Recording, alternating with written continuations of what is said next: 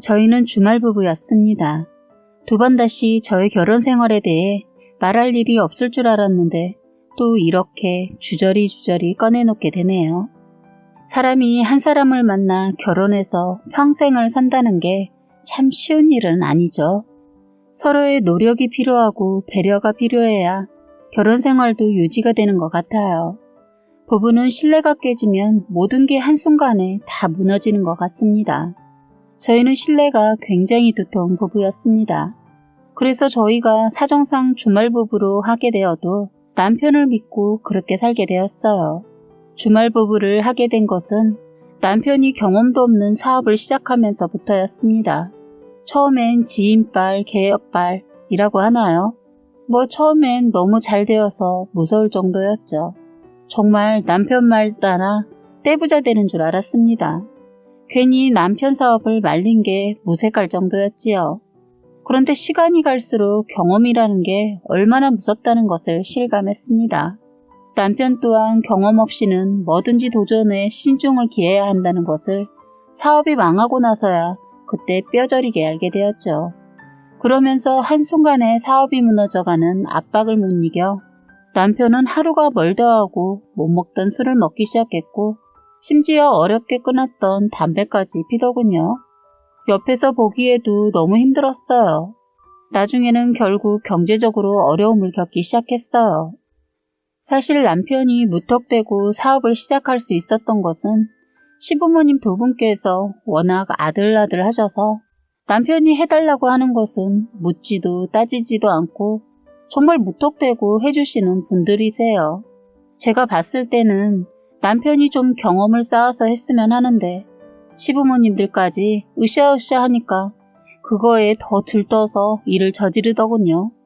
남편의 형제는 위로 누나 하나 있고 아래로 여동생도 있었는데 특히 누나가 부모님이 남편을 아들이라고 더 신경 써주는 것도 꼴보기 싫어했는데 사업까지 밀어준다는 소리 듣고는 몇 달간 발걸음을 뚝 끊었어요. 그래도 시부모님 두 분은 그런 거에 개의치 않았어요. 시어머니 하시는 말이 시누이 결혼할 때 섭섭지 않게 다 해줬다고 하더군요. 그런데 욕심이 하도 많아서 결혼해서도 친정부모 다 벗겨먹으려고 한다고 흉을 보시더라고요. 어쨌든 첫째 시누와는 사이가 안 좋고 그나마 막내 시누이는 그냥 그런데 이것도 돈에 발끈해서 자기 시집 보낼 돈은 남겨두고 오빠 밀어주라고 따지고 들더군요. 저희 시누이들도 남편도 부모님한테 바랄 땐 당연하다고 하는 행동들이 저는 이해가 안 되더군요.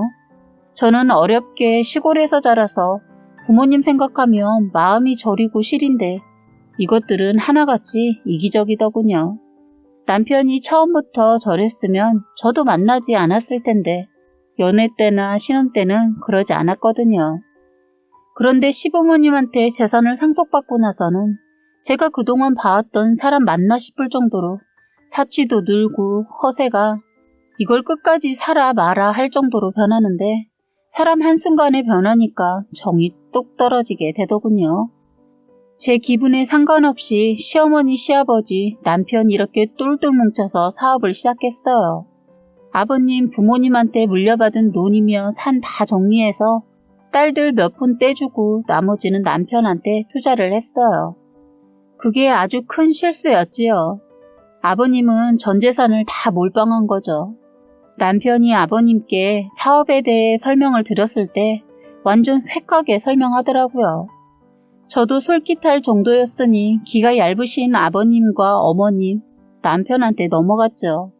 남편이 영업 쪽에 일을 했던 사람이라 말이라면 끝내주거든요. 저도 어떻게 보면 그 말 잘하는 모습에 속아 결혼했어요. 그리고 시부모님들 부자인 거 몰랐고 시누이들 완전 개차반인 거 몰랐어요. 저에게 결혼 생활은 눈에는 보이지 않는 완전 동물의 왕국이었습니다. 서로 잡아먹히지 않으려고 하고 뺏기지 않으려고 안간힘을 쓰더군요. 아버님도 그동안은 움켜쥐고 사셨는데 친구가 아들한테 투자해서 재미를 톡톡히 봤다는 말을 듣고 아버님이 남편을 처음 꼬드겼고 남편은 잘 다니던 회사 그만둬버리고 사업에 몰두를 했어요. 그러더니 갑자기 큰돈이 생기니까 욕심을 부리고 더 재산을 늘려보려고 했던 거죠. 아버님은 노후를 조금 더 즐기면서 편하게 지내시려는 마음에 있는 거 다 투자했는데 그만 남편의 사업에 문제가 생기면서 아버님은 그 충격에 쓰러지고 말았어요. 다행히 위기를 넘겨서 거짓말로 사업이 잘 되고 있다고 했는데 거짓말로 끝까지 아버님을 속일 수가 없었어요. 결국 모든 게 거짓인 걸 아시고 또 쓰러지고 말았어요. 그런데 이번엔 다시 일어나지 못하시고 돌아가시게 되었어요. 시누이는 아버님 소식을 듣고도 아버님이 저희 남편을 편애했다고 생각하고 상을 치른 동안 나타나지 않았어요.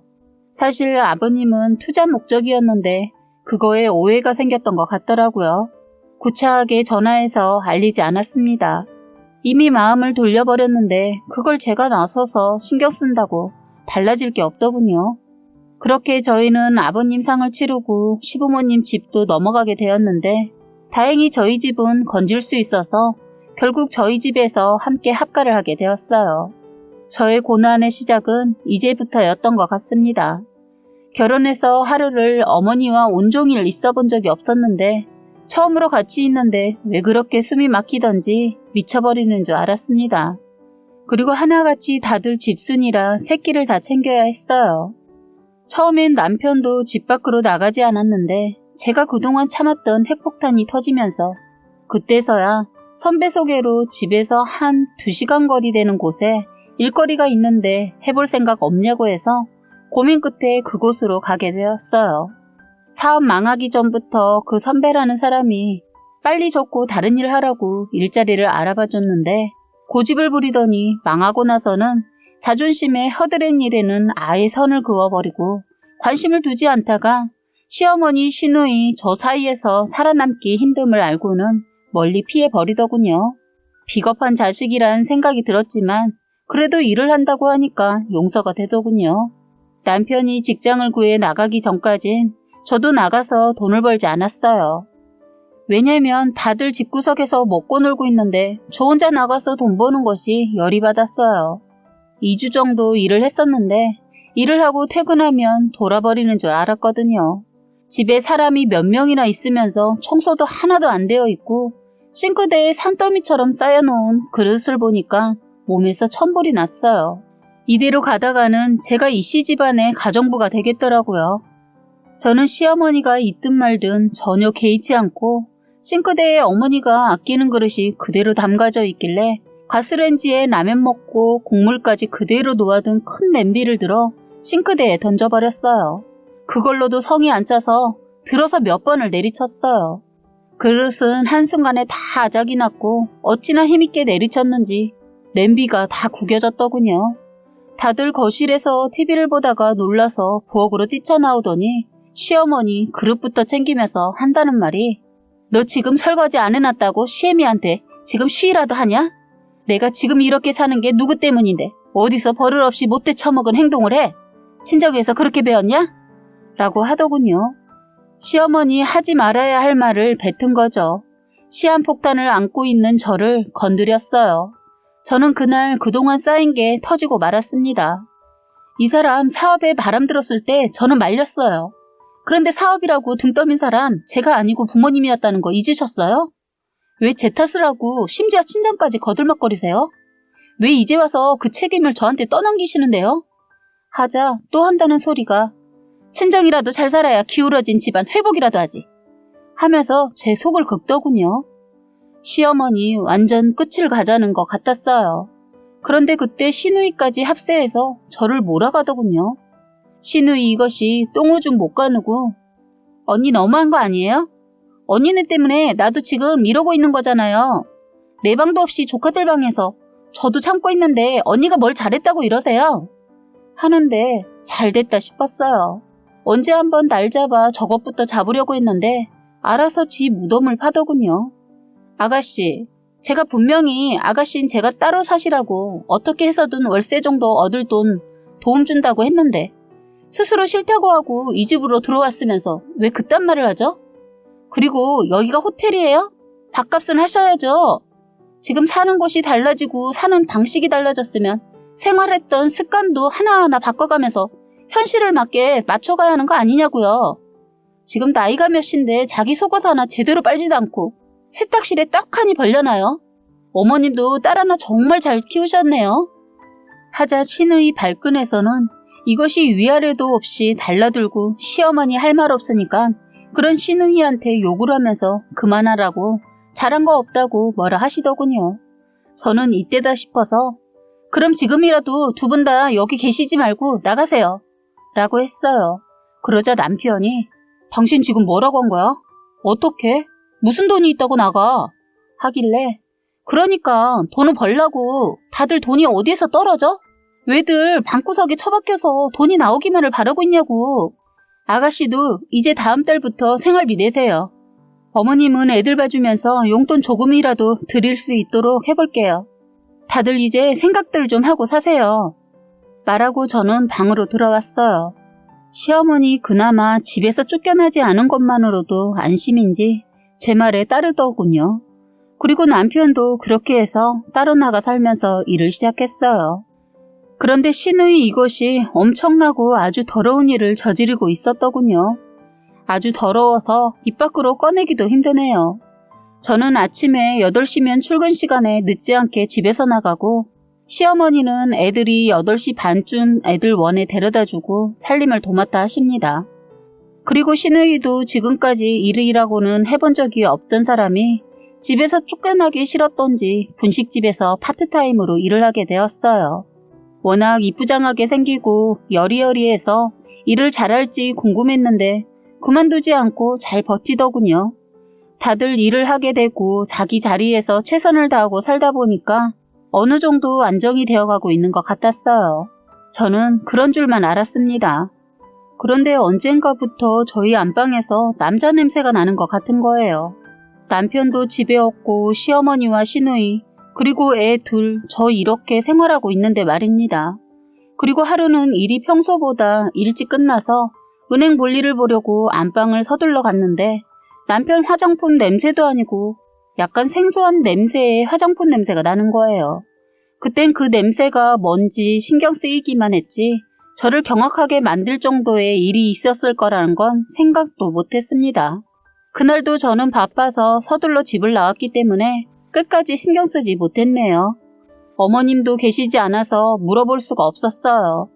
그런데 하루는 침대에 누워 있다가 이불 빨래를 할까 고민하다 한 주 더 쓰고 빨까 고민하면서 침대볼을 살피다 저는 깜짝 놀랐어요. 집안에 노랑머리를 하고 있는 사람이 없는데 코트보단 길고 단발머리보단 조금 짧은 머리카락이 보이는 거예요. 저는 소름이 돋으면서 얼른 이불을 갈면서 설마 하는 생각이 들면서 자꾸 찜찜한 생각이 스치는 거예요. 제가 애들과 침대에서 생활하고 있고 애들 방이었던 곳에서 시누이와 시어머니가 생활을 하고 있는데 누가 이 침대를 썼을까 고민을 하게 되었어요. 심증은 가는데 물증이 없으니까 미치겠더라고요. 가족용 CCTV 알아보니까 저렴한 것도 있어서 큰맘 먹고 설치를 잘 안 보이는 쪽에 해뒀습니다. 저는 출근해서도 확인을 수시로 하고 못 본 것은 퇴근해서 확인했어요. 그런데 CCTV를 설치했는데 아무런 일이 없는 거예요. 그래서 점심을 먹으면서 정말 찜찜한데 증거가 잡히지 않아서 거실에 한번 달아볼까 고민하고 있던 참에 동료가 제 옆으로 와서 앉길래 전화기 CCTV 전원을 끄지도 않은 상태에서 그걸 틀어놓고 옆 사람과 얘기를 하다가 무의식적으로 가방에 전화기를 넣었어요. 그런데 5분쯤 지나서 갑자기 식당 안에 19금 영화에서나 나올까 하는 여자의 이상한 소리와 함께 흥분한 소리 그리고 웃음소리가 너무나 크게 울려 퍼졌어요. 저는 처음에 제 휴대폰에서 소리가 나는 줄도 모르고 남자 쪽들을 보면서 뭐야 밥 먹으면서 뭐 저딴 거를 보고 먹냐 하고 욕을 했는데 순간 머릿속을 스치면서 아차 했어요. 설마 하고 제 폰을 봤는데 정말 말이 안 나왔어요. 같이 밥을 먹던 동료들은 그것을 보고 난리가 났죠.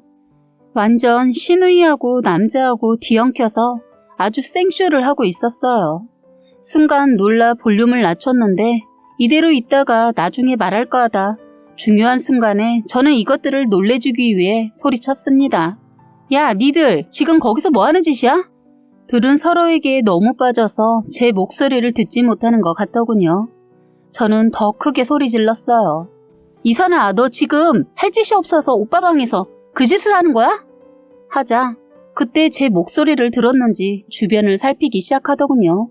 아무래도 CCTV를 찾는 것 같았어요.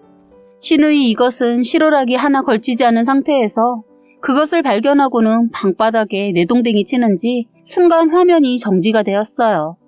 저는 이미 녹화를 다 시켰는데 그것까지는 몰랐던가 봐요.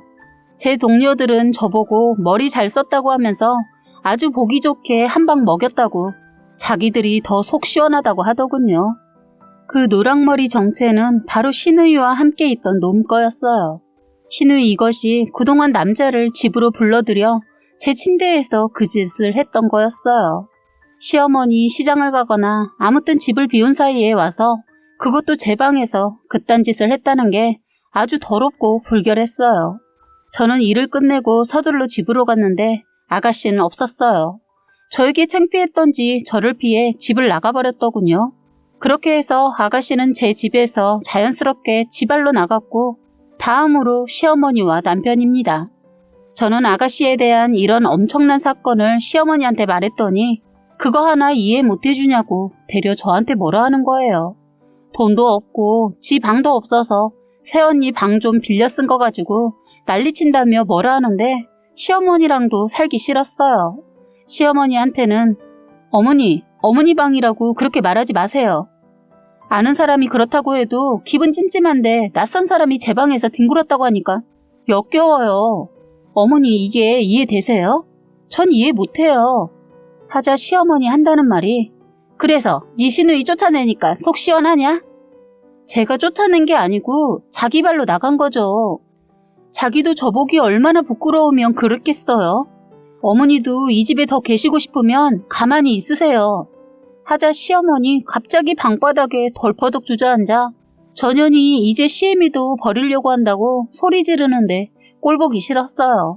저는 다음날 애들 어린이집에 보내고 지인한테 픽업도 부탁하고 서둘러 남편한테 알리기 위해 출발했습니다. 때마침 쉬는 날이기도 해서 말도 없이 남편이 지내고 있는 곳에 갔어요. 그런데 그날 저는 남편의 배신의 끝을 경험하게 되었습니다. 저는 거의 집 앞에 도착해서 퇴근 전인 남편에게 뭐라도 해놓고 기다리고 있으려고 전화를 했더니 남편이 반가운 목소리보다 너무나 놀라면서 저를 자기 회사 쪽으로 오라고 하더군요. 조퇴를 할 수도 없다면서 저보고 와서 퇴근 시간 기다렸다 같이 밥 먹고 들어가자고 하는데 저는 그냥 남편이 혼자 지내고 있는 곳 가서 좀 치워주고 쉬고 싶었어요. 말은 알았다고 말하고 물건만 거실에 두고 가겠다고 말하고 문을 열었는데 예민해서 그런지 냄새를 잘 맡는 제 코에 여자 향수 냄새가 났어요. 향이 너무 은은하게 나서 보니 현관문 쪽에 방향제를 뒀더군요. 그냥 그런가 보다 생각하고 저는 그냥 청소나 할까 하고 주변을 둘러봤는데 집이 몇 주 전에 왔었던 때와는 다르게 너무나 깨끗했어요. 꼭 마치 여자 손이 지나간 것처럼 깔끔했습니다. 워낙 저희는 서로 신뢰를 해서 여자 뭐 이런 쪽으론 아예 생각하지 않고 그냥 청소기만 돌렸어요. 저는 일단 침대 쪽부터 바닥을 밀었는데 침대 아래에서 뭔가 툭툭 걸리는 거예요. 안을 내려다보려고 할 때 때마침 전화가 울렸고 남편이었어요. 밖에서 밥을 먹게 나오라는 전화였습니다. 저는 귀찮으니까 그냥 오라고 하고 서로 자기 말들을 했죠. 저는 그날 정말 많은 일들이 있었어서 쉬고 싶었어요. 그날따라 보일러를 틀어놔서 침대보다 바닥에 눕고 싶어서 바닥에 누워 있다가 침대 쪽으로 방향을 틀었다가 저는 기절을 할 뻔했습니다. 침대 아래에는 남편의 산발하는 부인이 침대 아래에 숨어 있었던 거예요. 정말 말로 표현할 수 없는 충격이었습니다. 그 여자는 저를 보고 당황해하면서 무릎 꿇고 빌었고 남편도 때마침 헐레벌떡 뛰어 들어왔더군요. 남편 역시 저를 보자마자 미안해 연신 미안하다라고만 했어요. 이것이 저를 밖으로 불러내려고 했던 이유를 그제서야 알겠더라고요. 정말 제가 자기 엄마 시누이 다 데리고 있는데 이게 제정신이 아니구나 싶었어요.